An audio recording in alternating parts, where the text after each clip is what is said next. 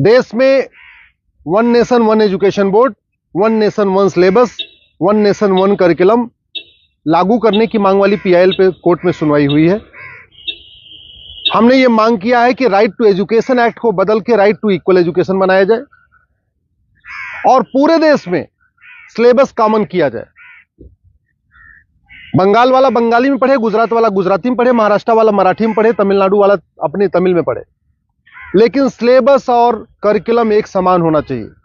Physics का, chemistry का, math का, जूलॉजी का, बॉटनी का, इंग्लिश का, हिंदी का, संस्कृत का, ये सारे सिलेबस कॉमन होने चाहिए पूरे देश में। और वो इसलिए जरूरी है क्योंकि सारे के सारे कॉम्पिटिटिव जो एग्जाम हो रहे हैं उनका पेपर एक हो रहा है। इंजीनियरिंग का एक ही एग्जाम होता है पूरे देश के लिए, मेडिकल का एक ही एंट्रेंस एग्जामिनेशन होता है पूरे देश के लिए, एनडीए का एक ही एग्जाम होता है पूरे देश के लिए।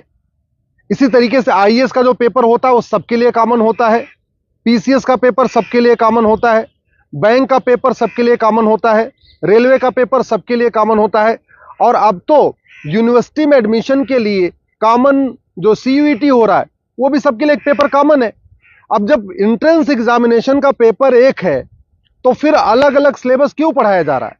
सीबीएसई कुछ अलग पढ़ा रहा है, आईसीएसई कुछ अलग पढ़ा रहा है, यूपी बोर्ड अलग पढ़ा रहा है, बिहार बोर्ड अलग